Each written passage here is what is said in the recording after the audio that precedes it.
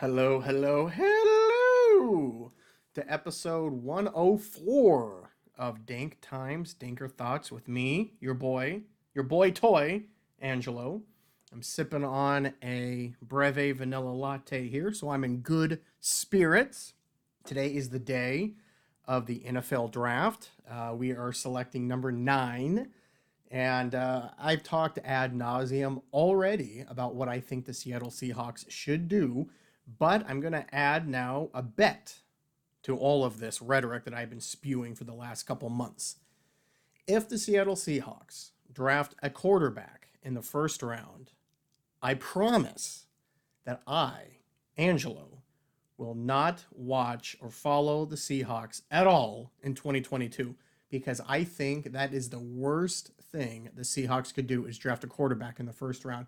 I'd rather us draft a wide receiver or a tight end or, God help me, a safety or a running back.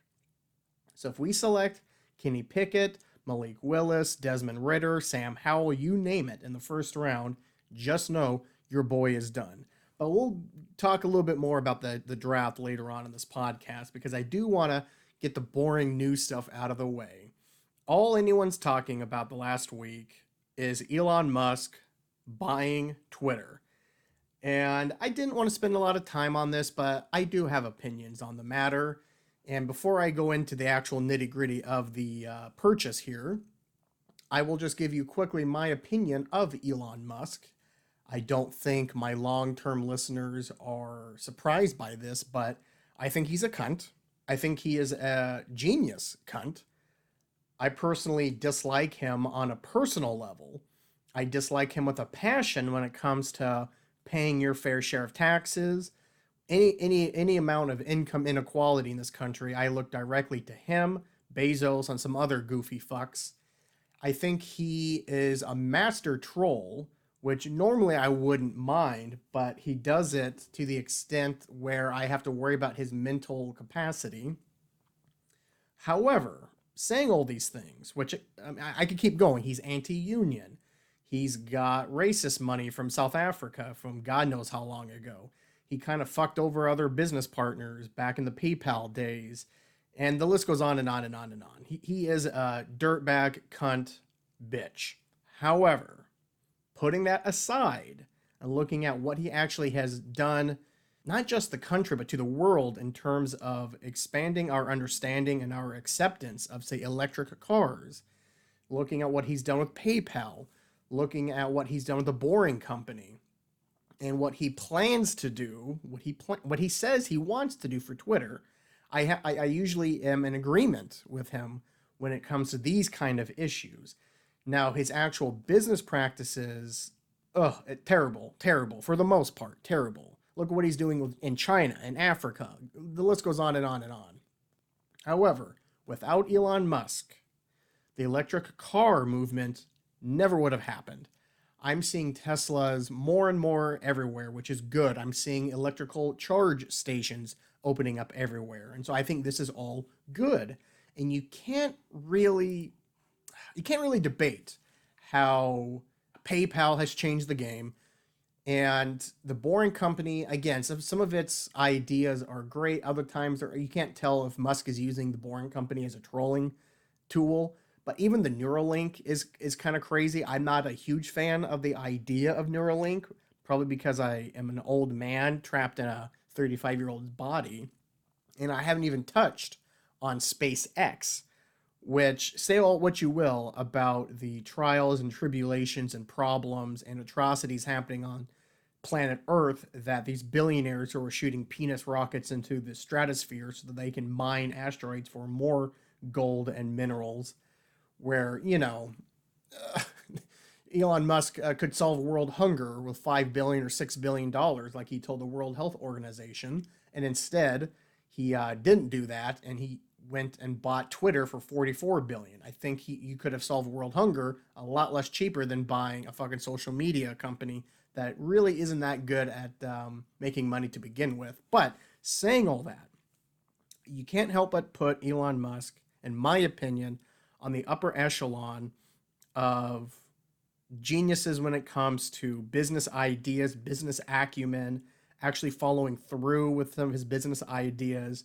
When I heard Musk was launching Tesla way back when, I thought good idea, but never going to happen. I was wrong. I heard about SpaceX. I thought cool, but I don't think it's going to happen. It did. And the Boring Company was already thing. PayPal was already thing when I first discovered or heard of Musk. And then Neuralink, again, I have my doubts about it, probably because I am an AARP card carrying member, but but the fact remains, he has done some seismic shifts in this world, and at least in this country's understanding of some very important ideas, specifically with the electric cars and with this Boring Company to open up public transportation. SpaceX, whether you approve of it or not, I think it's a waste of fucking money. I think it's arrogant. I think it's absurd. I think it's obscene. All of it. However, if he came to me, he said, "Hey, Angela, do you want to go up in space for a little bit?" I said, "Absolutely." And then I'd punch him in the dick, but then I would still say, "By the way, can I still go up there?" Sorry about the dick punch. I just had to get out of my way. But saying all that, I do hold him in esteem that I hold up Tesla, Thomas Jefferson, and some great inventors of our time. However, saying all that, he is still a giant capital C cunt, and I wish nothing but bad things to happen to him. However, he is a powerful, powerful, powerful man, for better or worse. So, let's dive into the Elon Musk acquiring Twitter story. Elon Musk and Twitter's board on Monday agreed on a deal for the eccentric Tesla CEO to acquire the company at $54.20 per share. And when you add all that up, it does come to $44 billion. The marriage of the world's richest man and one of the most influential social media platforms, of which he's an active user, has left questions about how the company will be run, what it means for American politics, and the dissemination of information in general. Here are 5 things we'll be watching as details of the company's new makeup become public. Will banned users return?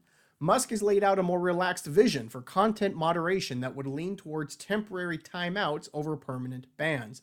Personally, I'm in agreement on this. This may ruffle some people's feathers. I don't think Trump ever should have been kicked off Twitter. I like the idea of a timeout. He was a sitting president, and he is an ex-president.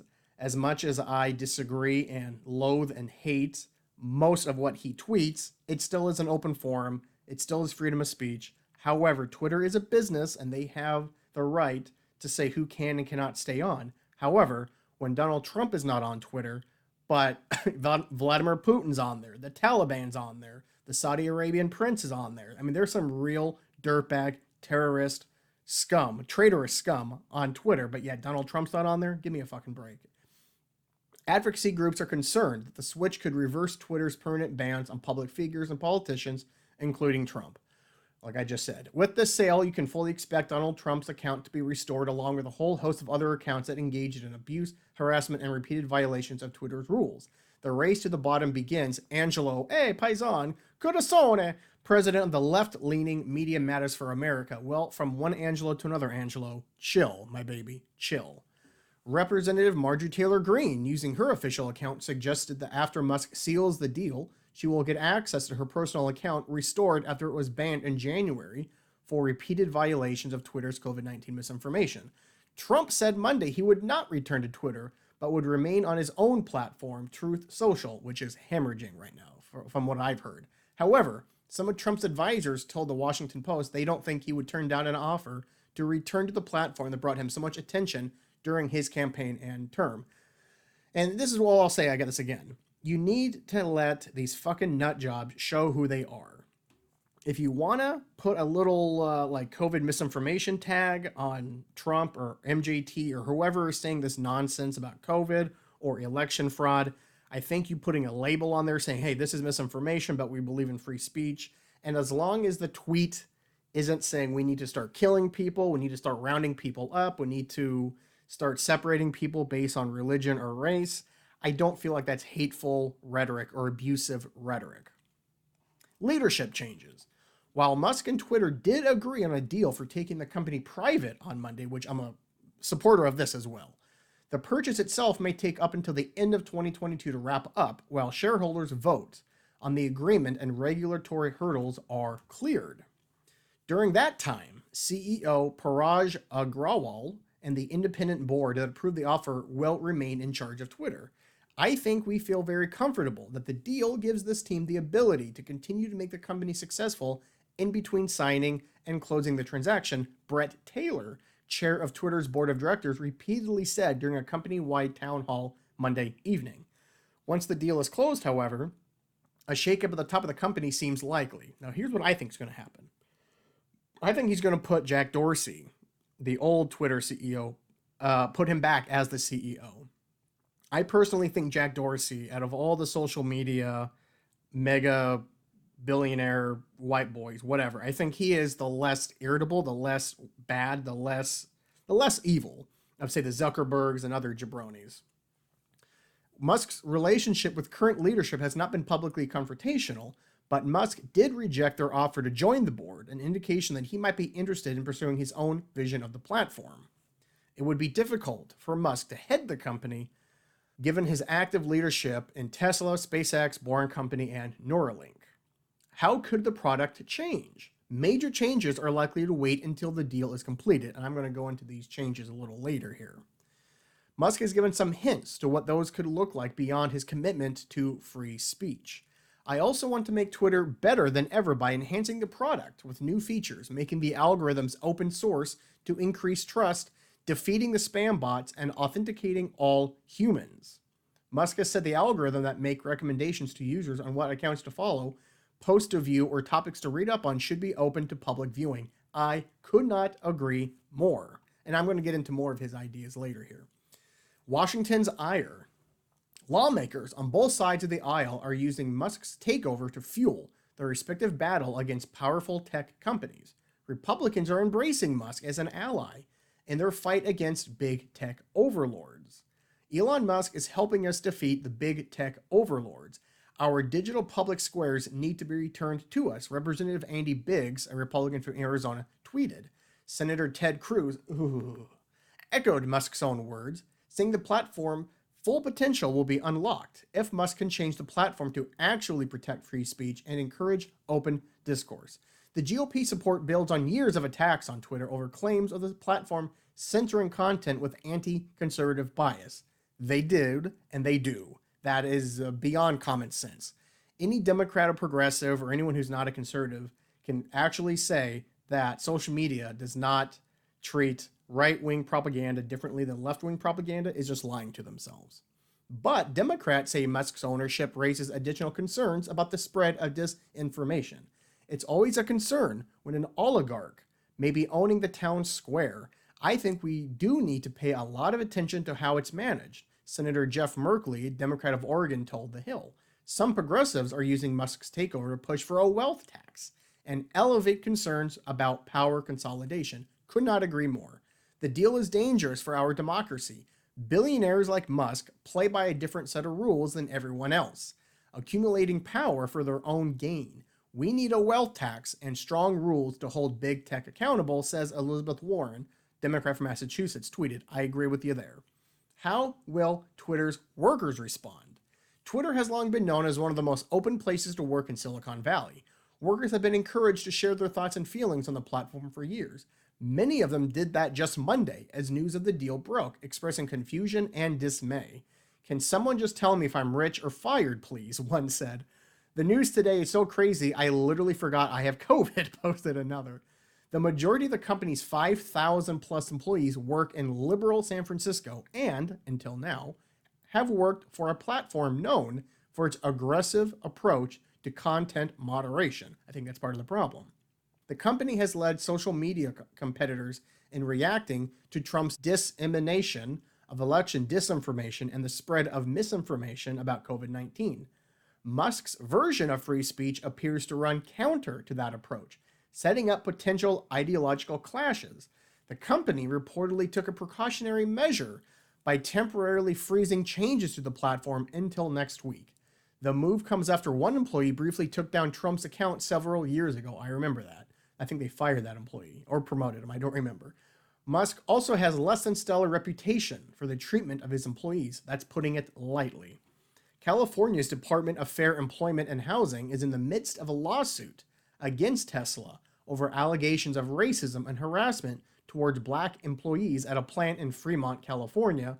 The National Labor Relations Board also found Tesla allegedly unlawfully interrogated and threatened workers over suspected union campaigns. The loss of one of the key financial benefits of working for Twitter, stock, is unlikely to help matters.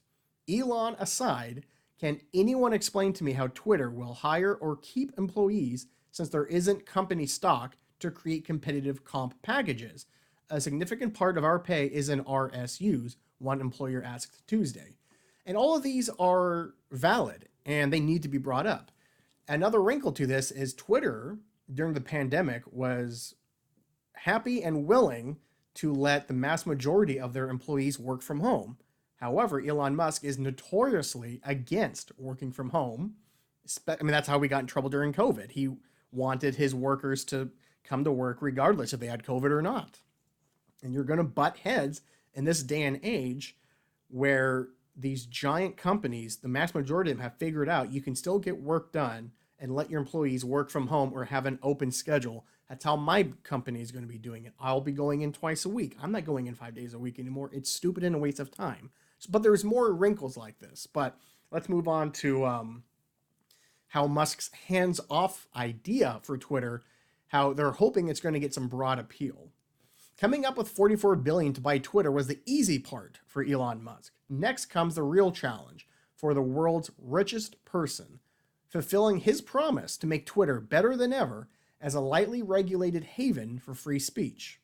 His vision for improving the 16-year-old company leans heavily on a pledge to make speech as free as reasonably possible on the platform, a commitment that's been celebrated on the political right and among followers of former President Donald Trump, whose account last year was permanently banned. For others who worry that Musk will give free rein to agitators who spew hate, lies, and other harmful content, making the platform too toxic for advertisers and average users, Musk has offered few assurances. The extreme antibody reaction from those who fear free speech says it all, he tweeted Tuesday. Many of Musk's proposed changes reflect his own experience as a high-profile and outspoken Twitter user with more than 85 million followers and a swarm of pesky impersonator accounts that use his name and photo to promote cryptocurrency schemes. The statement announcing his acquisition of Twitter on Monday highlighted the need to defeat spam bots that mimic real users. I'm all for that. But what about Twitter's more than 200 million other users who aren't getting banned or flooded with spam? There's still a lot of uncertainty about whether his ideas are technologically feasible and whether these changes would benefit most regular users or serve some other purpose. He's made it pretty clear he's not interested in making Twitter a profitable enterprise, said Joan Donovan, who studies misinformation at Harvard University. It's about the power and the influence of Twitter itself and its importance in our culture. It's hard to disagree. Experts who have studied content moderation and researched Twitter for years have expressed doubt that Musk knows exactly what he's getting into, and some of the problems he has identified aren't felt by most users. The spam bots, for him, are highly visible and somewhat personal, said Donovan. Most people don't see a lot of these spammy accounts. I imagine you wouldn't if you're just a mom or a dad or a teenager that has a Twitter account and you have a few hundred followers. And for those unhappy with the company's crackdown on hate, harassment, and misinformation, there are plenty of fledgling examples of free speech-focused social media platforms that have been launched in the past few years as Twitter antidotes, largely by conservatives. Many have struggled to deal with toxic content, and at least one has been cut off by its own technologically providers in protest. This move just shows how effective moderation features have been to annoy those in power, said Kirsten Martin, a professor of technology ethics at the University of Notre Dame. I would be worried as to how this would change Twitter's values. Quick thing about Notre Dame. Notre Dame, as we all know, is a Catholic church in France. However, Notre Dame in the US is an Irish leprechaun college. So how does that make sense? The fact that no other bidders emerged in public before Musk's deal was a sign that other would-be acquirers might find Twitter too difficult to improve, said Third Bridge analyst Scott Kessler. This platform is pretty much the same one we've had over the last decade or so. You've had a lot of smart people trying to figure out what they should do, and they've had trouble. It's probably going to be tough to make a lot of headway, Kessler continued. Musk received an effusive, if highly abstract, endorsement from Twitter co-founder and former CEO Jack Dorsey, who praised Musk's decision to take Twitter back from Wall Street and tweeted that he trusts Musk's mission to extend the light of consciousness, a reference to Dorsey's notion that Twitter is the closest thing we have to a global consciousness. But others familiar with Twitter say they're dismayed at Musk's successful bid for the company. Twitter is going to let a man-child essentially take over their platform, said Leslie Miley, a former Twitter employee who has also worked for Google and Apple. Miley, who was the only black engineer at Twitter in a leadership position when she left the company in 2015, echoed doubts about Musk's grasp of the platform's complexities. I am not sure if Elon knows what he's getting into. He may just find that having Twitter is a lot different than wanting Twitter. The more hands-off approach to content moderation that Musk envisions has many users concerned that the platform will reanimate accounts that propagated dangerous conspiracies and harassment. Wall Street analysts say if he goes too far, it could alienate advertisers, Twitter's chief revenue source, and it could make it harder to retain the San Francisco-based company's more than 7,500 employees, some of whom already voicing concerns about the possibility of a backslide on content standards. And I would agree. If I worked for Twitter, I'd be nervous. You have to expect layoffs. There's going to be management shakeups. There's going to be shakeups no matter what. When you look at exactly what he wants to do, I did find some ideas that Elon Musk wants to change about Twitter. And I feel like I should have said this at the get-go. I personally do not have a Twitter account. Not that I know of. If I have it, I have never used it. I think that Twitter is great for journalists, politicians, whatever, to get that open forum. The problem is everybody else can get on there too, and that's when it gets into a melting pot of hate, sexualization, racism, misinformation, and just trolling, like all social media accounts. But here's some ideas that Elon Musk says he wants to bring in. A edit button, which I'm against. I do not like the edit button. Musk noted the social media platform's lack of an edit button back in 2019. Where is the edit function when you really need it? At the TED 2022 conference in April, Musk said he wants Twitter to have an edit button and believes the problem critics raise can be resolved. I think you only have the edit capability for a short period of time and zero out all retweets and favorites after the edit. In April 22, Musk polled his followers on whether they'd want an edit button. 74% of more than 4.4 million respondents voted yes. It's worth noting, Twitter confirmed after the poll it is working on an edit button, adding, "No, we didn't get the idea from Elon Musk's poll." Now, I'm against it because I think it is a microcosm of humanity. You need to show misspellings, bad grammar. You have to show hate speech before they can delete, before they can think better. If you're really going to have free speech in open forum, you have to showcase everything. And I don't like the idea that, let's say Donald Trump is allowed back on, he tweets something homophobic, Islamophobic, racist, whatever, and then he thinks better of it and he edits it, say, 10 minutes later. But in that 10-minute span, it got retweeted and shared across millions, if not billions, of social media accounts. Once he edits that, all those shares and retweets are either going to get deleted or showing an incorrect tweet that can never be found again. I don't like this idea.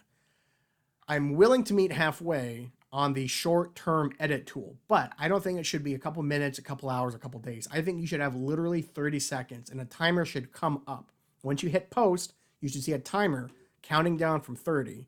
That's how long you can have to edit something. All right, another idea, long-form tweets. Musk has also suggested allowing long-form tweets. He commented on a long Twitter thread in April 2022, "My most immediate takeaway from this novella of a thread is that Twitter is way overdue for long-form tweets. Where it stands is Twitter has a 280-character limit. The company increased from 140 characters in 2017. I don't have a problem with doing a long-form tweet, but you can't let people write a novel or paragraph after paragraph after paragraph. The whole thing about Twitter is short and concise and sweet, was my understanding. Spam bots and authentication.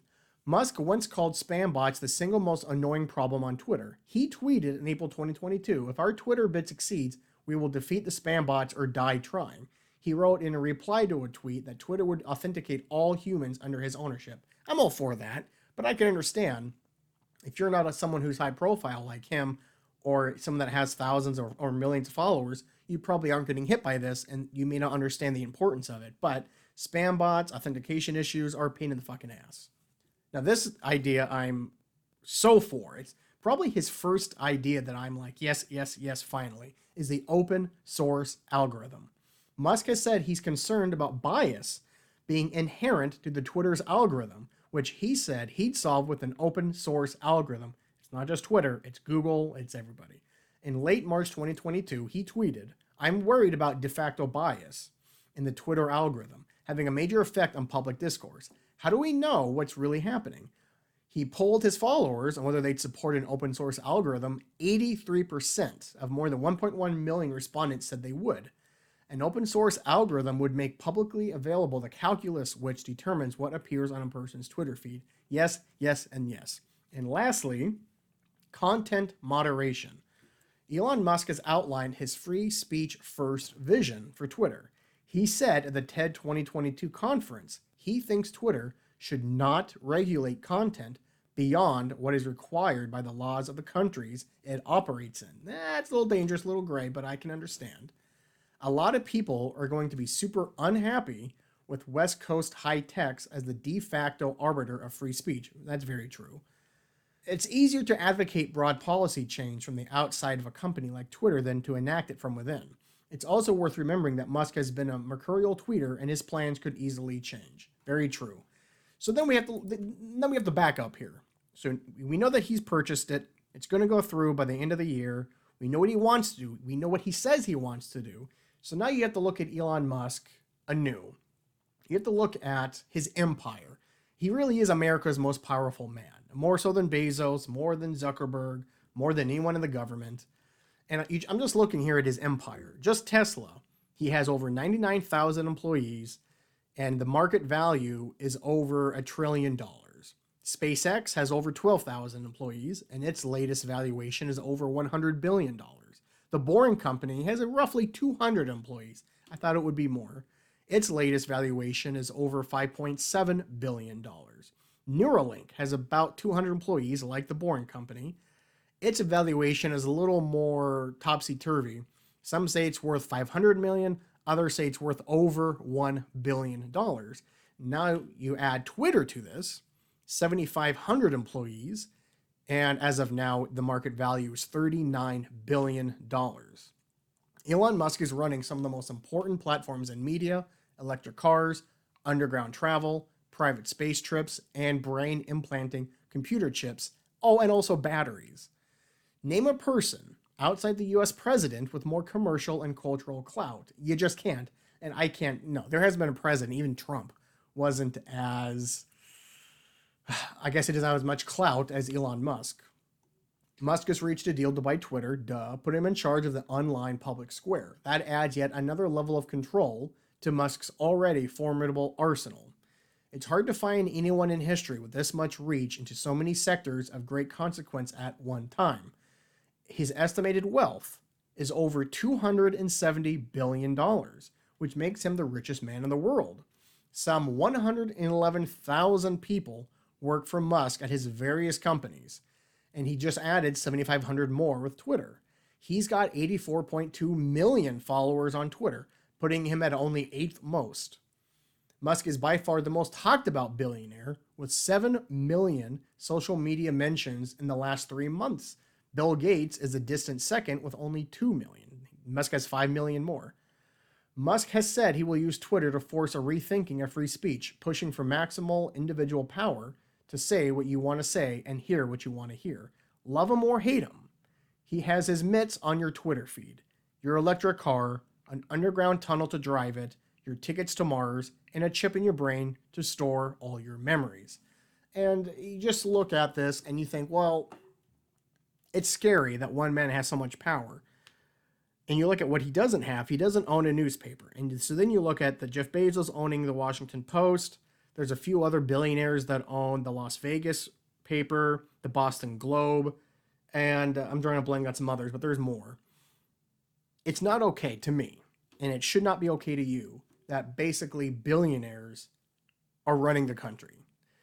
I don't like this idea that, well, we don't trust anyone in government, so let's trust somebody else. Let's trust billionaires and people that started a business.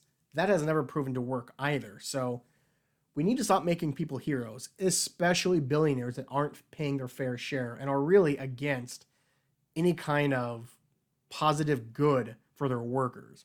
If you're a billionaire and you're against unions and you're against free healthcare, well, then you can go fuck yourself. The only one that I'm aware of is Dan Price, and I don't think he's even a billionaire, and he's got his own shady, sketchy past.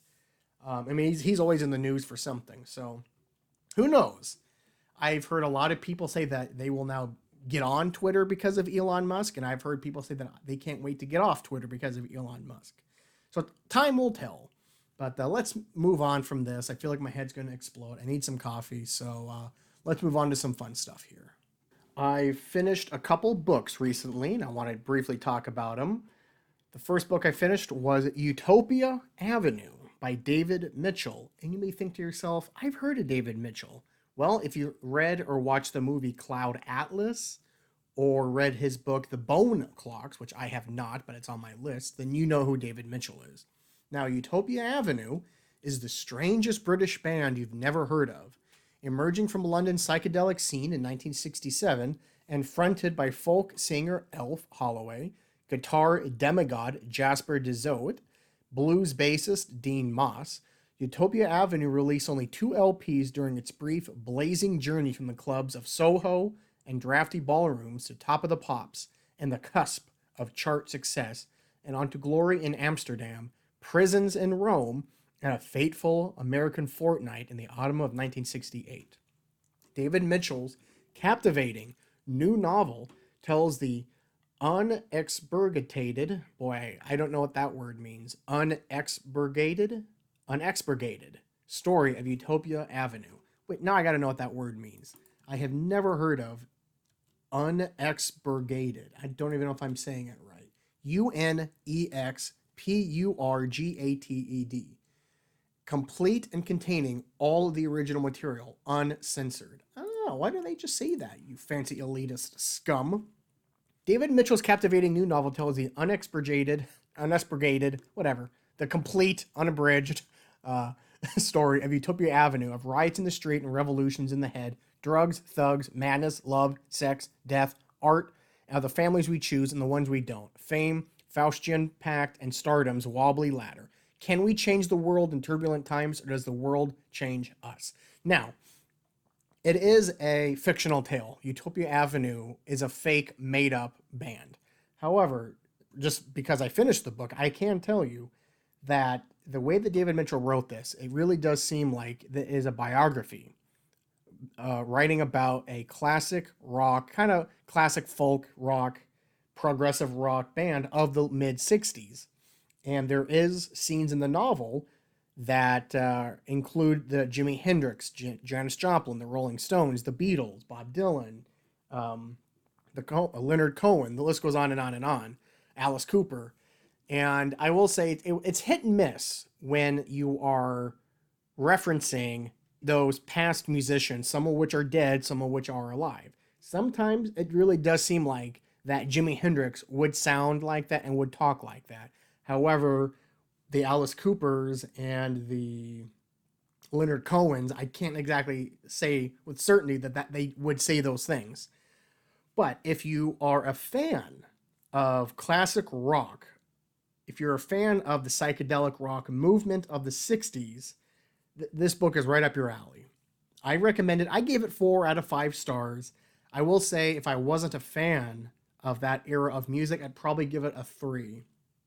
But I will say that there is a chapter dealing with the guitarist Jasper de Zoet that I will say is one of the best written chapters that I have read in probably a decade. It was an amazing, amazing chapter, and I won't give anything away in case you do want to read it.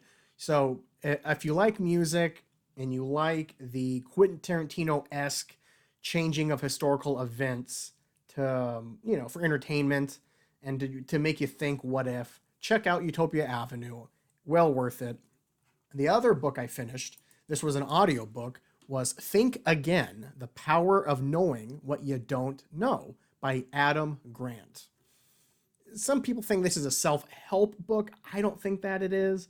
I think it's more of a philosophy book. It's more of how to have dialogue, how to have discourse, and how to really admit what you don't know and to kind of change how you think about what you know. And when you're getting in an argument or a debate with someone who thinks differently than you, how basically not to do the American thing and just start yelling in all caps at them. Think Again is a book about the benefit of doubt and about how we can get better at embracing the unknown and the joy of being wrong.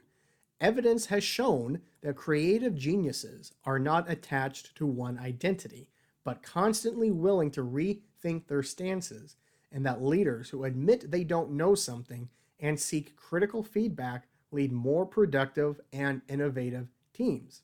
New evidence shows us that as a mindset and a skill set, rethinking can be taught, and Adam Grant explains how to develop the necessary qualities to do it. Section 1 explores why we struggle to think again and how we can learn to do it as individuals, arguing that grit alone can actually be counterproductive. Section 2 discusses how we can help others think again through learning about argument literacy. I love that, argument literacy. And the final section looks at how schools, businesses, and governments fall short in building cultures that encourage rethinking. In the end, learning to rethink may be the secret skill to give you the edge in a world changing faster than ever. Now, I think I heard about this book from the author, Adam Grant. He either was on the Joe Rogan podcast, what was the other podcast he may have been on? The Lex Friedman podcast. I'm not entirely sure where I've heard this man, but he blew me away by his insight, and I thought, what the hell would I got to lose? And I'm so happy that I listened to this. And this audiobook, if I could do it again, I would have read the physical copy, because he ends the book by having a 30 bullet point process about summing up all of his sections about how you personally can change things if you so choose to. And it's a little hard to just hear about these 30 action points. I would like to read them. So I actually may go out and buy this book just for those 30 bullet points at the end of the novel. Highly recommend this one. I also rated this 4 out of 5. And there's no wrinkle there. I would always give it 4 out of 5. It's damn near impossible for me to give a book 5 out of 5. I think I've maybe given out a handful of those in my entire life, but strongly recommend What You Don't Know by Adam Grant. And because I finished those 2 books, I'm starting 2 new ones. The physical book that I will be reading is Where the Crawdads Sing by Delia Owens, Delia, however you say her name. And the audiobook is a long one. This one's going to be, I think, 18 hours. The 1619 Project, a new origin story. I've wanted to read or hear this one for a long time. But let me first talk about Where the Crawdads Sing. Now, for years, rumors of the Marsh Girl haunted Barkley Cove, a quiet fishing village. Kaya Clark is barefoot and wild, unfit for polite society. So in late 1969, when the popular Chase Andrews is found dead, locals immediately suspect her. But Kaya is not what they say.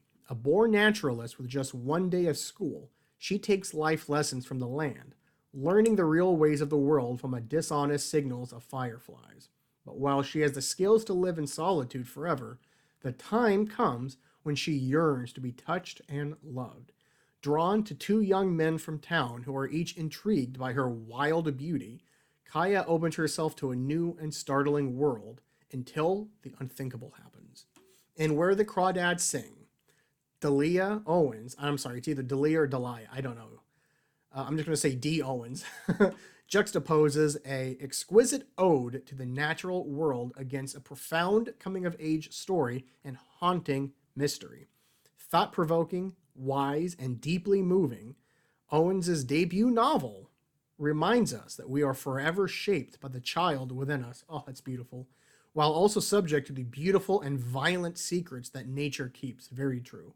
The story asks how isolation influences the behavior of a young woman who, like all of us, has the genetic propensity to belong to a group. The clues to the mystery are brushed into the lush habitat and natural histories of its wild creatures. And for those of you that care, this book was on either Oprah's club or Reese Witherspoon's club or whatever those fucking bitches clubs are.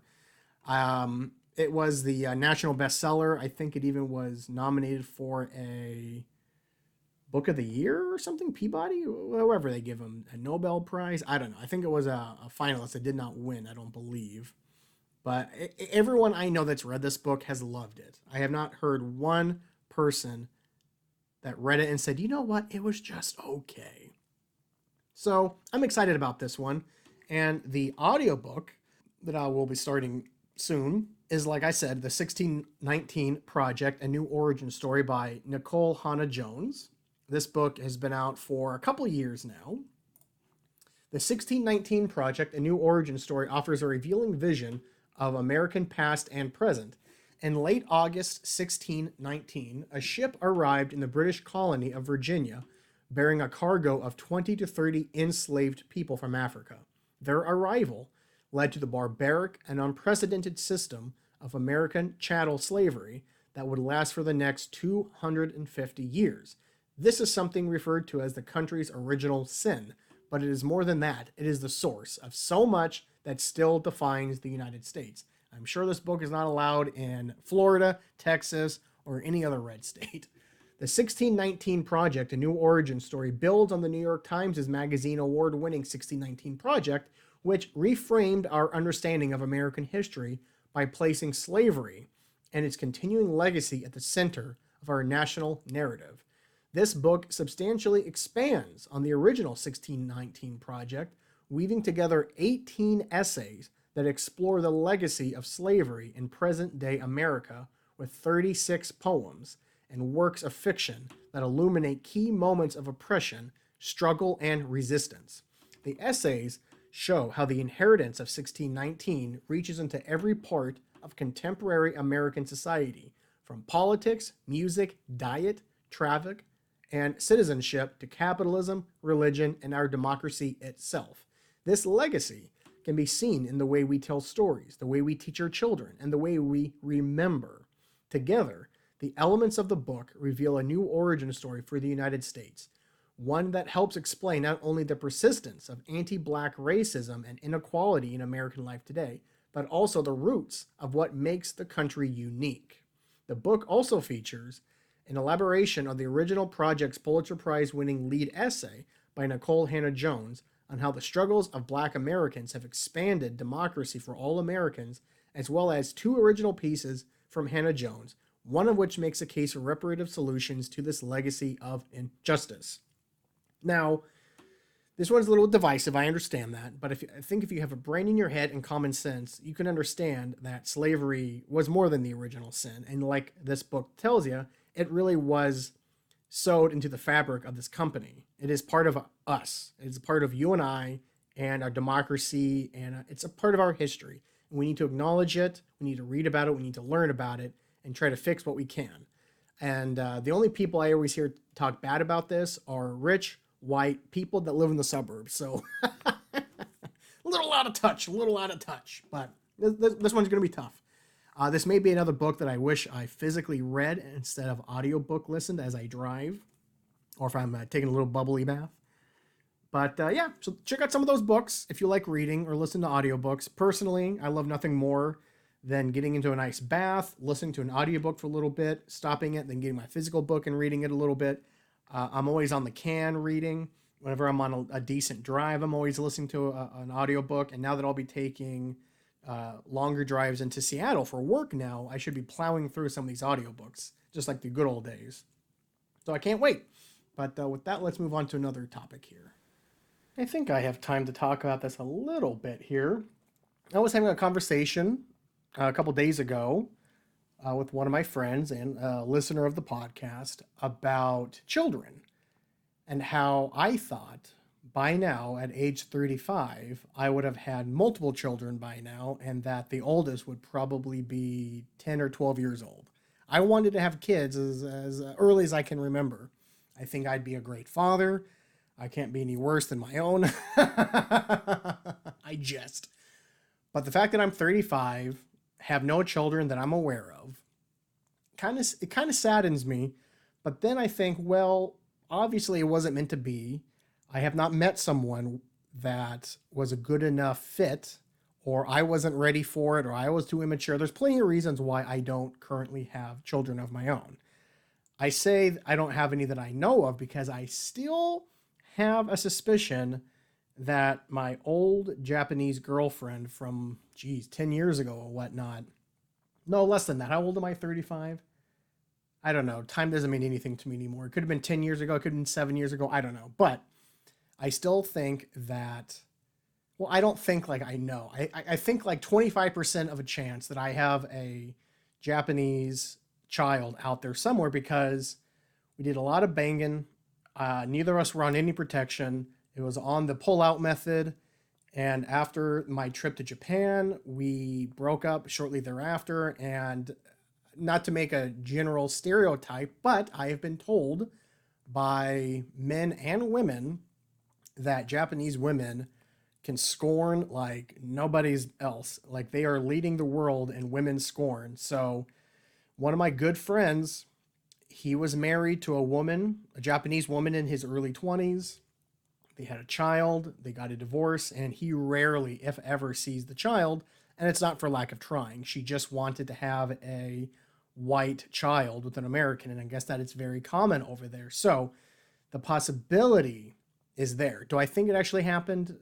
Like I said, I'm only 25% positive, and even that may be a high number. But I'm still awaiting the day that my doorbell gets rung and I open it and there is a half Japanese bearded fat fucking kid that's like, Papa? If that happens, great. But if not, I'll try to live with it. But back to reality here. I am happy that I don't have children currently because that would have meant that I would have settled down or made a mistake with a woman that I should not have. I do not want to have a life like my parents did, get together out of loneliness and boredom, and because they have their own personal issues that they would rather not work on. And so let's bring children into this. you know, People's insecurities can really carry over and fuck up their parenting. Obviously, I think that's common sense here. And I just haven't met that special someone that didn't make me feel that way. But I am 35 now, and when I am looking at starting a family, which I still want to do, but my dreams and aspirations of having 4 to 5 kids and all that stuff has kind of gone down the drain for a myriad of reasons. Climate change, global warming, the current state of American life, society, and just I'm a little older and a little wiser, and the thought of raising 4 to 5 children at 35 sounds atrocious. My dream scenario, which again, you can't plan for these things, is that I meet a woman who's probably in her late 20s, mid to late 20s. So maybe 10 years younger than me, tops. And that way, one of the parents at least won't be an old fogey by the time they're a teenager, because my worst nightmare is that I'm like my parents in the terms of just being an old parent and not being able to keep up and stay current with my children. I don't think that'll be happening to me. I am much more healthier and present than my parents ever were. But that's me saying things now as a single man with no children. Who knows? Every single one of my male friends that have children, for the most part, have told me they would love nothing more than to switch bodies with me. They want to live that single bump and uglies life. And I tell them, well, I want nothing more than what you have, to come home to someone you love and that you can then dote on a child that is a little mini you. To me, that's something special and magical. It's as close as I can get to thinking of spirituality. But I'm 35 and it hasn't happened yet. I really, really don't want to be settling down with a woman in my 40s and having a kid and, they're a teenager when I'm in my 50s or 60s. I do not want that. So we were talking, me and my friend, and I came to the conclusion, which I think I had a little while ago, but now it's pretty set in stone. I have no issues or qualms about adoption anymore. I used to have fears and problems, and really just outrageous judgments on my part about getting involved with adoption. I used to have the same issues when it came to getting involved with single mothers. I think I don't want to deal with the drama with a baby daddy or with a divorced, angry ex coming over here, or if I'm watching the kids and the dad has trust issues. I mean, there's a myriad of bullshit I made up in my head, but you can't paint with broad strokes. Again, you just can't. Every single person has different circumstances attached to them, myself included. So I grew up and became mature, in my opinion, when it came to getting involved with or dating or getting in relationships with single moms. I am now open to that possibility. And then I also had to shift my thoughts on adoption. I used to think, well, you don't know what you're getting into. It's like you're going to the animal pound and bringing home a fucked up dog or cat you don't know. But, again, broad generalizations. But I have accepted that in the current state of the world and the current state of my own sanity and happiness, why should I look past so many children that just need a loving family, loving parents? And I can give them that. I can offer them that. And there is a lot of not just women, but men and women these days that do not want to reproduce. They do not want to procreate, primarily because of climate change or the current state of divisiveness in American culture and society. Russia could drop an atom bomb at any minute. So those are understandable reasons why not to bring in another mouth to feed on a world that doesn't seem to want us anymore. And can you blame the world? Instead of saying, well, no kids whatsoever, well, there's an alternative. Well, you may not want to reproduce yourself, but there is millions of children around the world that just need a happy, comfortable, loving home. And I think I could offer that if that is something that me and my partner, whoever she is, chooses to do or chooses to be. So I think that's good.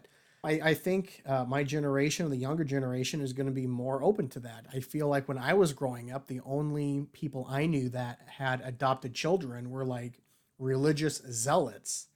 And primarily they were adopting children from third world, impoverished countries, which is a great thing. But if you're only doing it for religious reasons and not loving reasons, it's a little sketchy.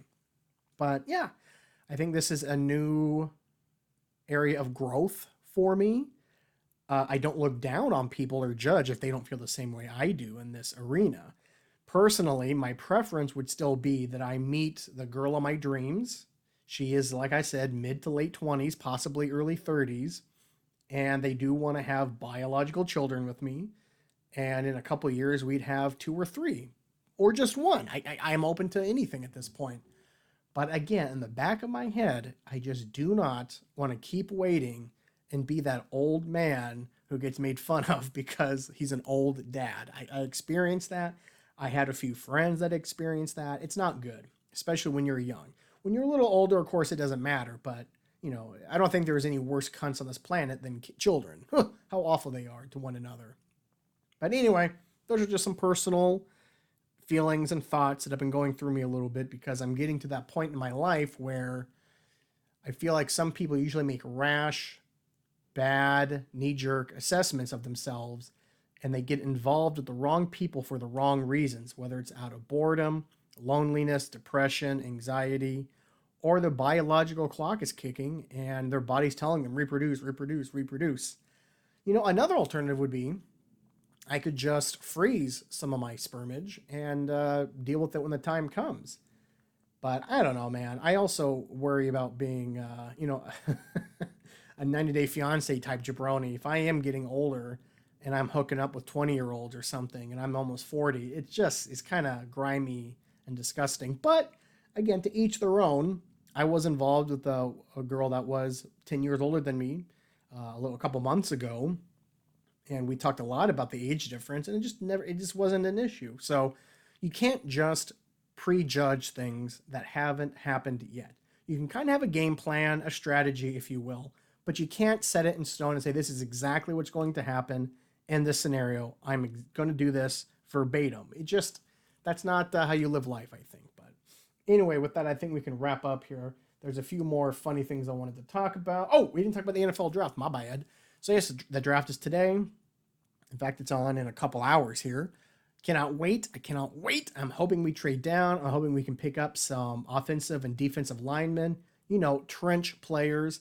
I, of course, think we also need corners. We need linebackers. The sky is the limit. We need pretty much everything. A quarterback. I think we need another receiver.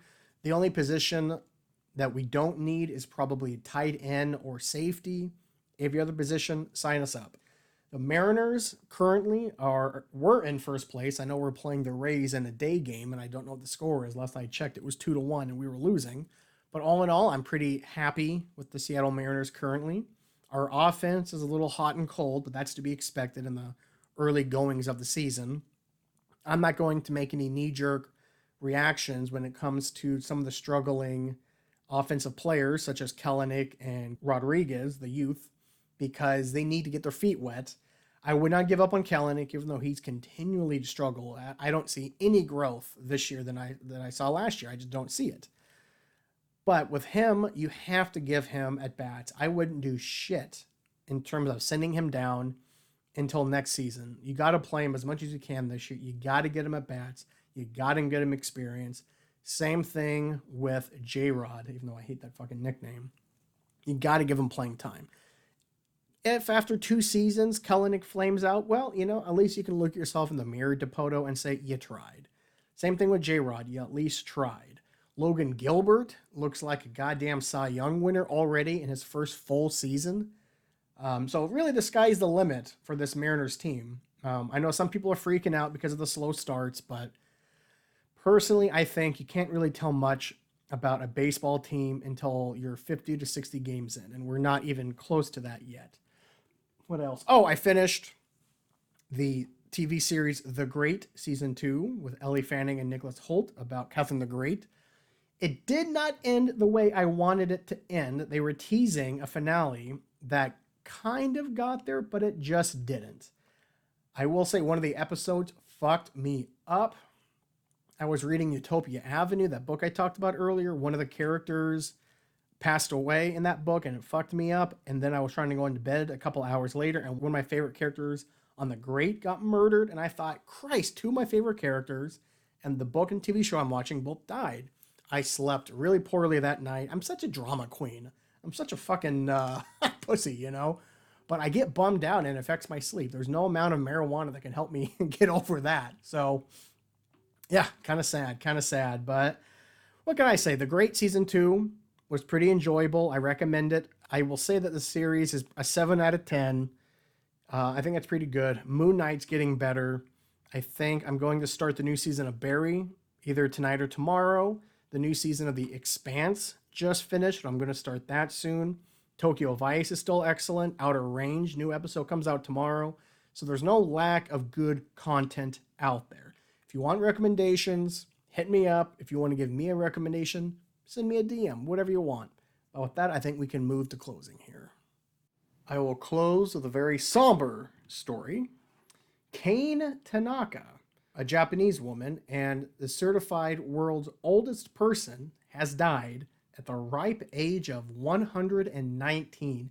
Good Christ, can you imagine living to 119? Good God, I don't know what the Japanese are drinking, but they tend to always have the world records for the oldest person. I don't know if it's because of their diet, their exercise, their outlook on things, their spirituality. I don't know. But whenever you look up the world's oldest person, 9 out of 10 times it is a Japanese. Kane Tanaka was born in 1903, the same year as George Orwell. Good God.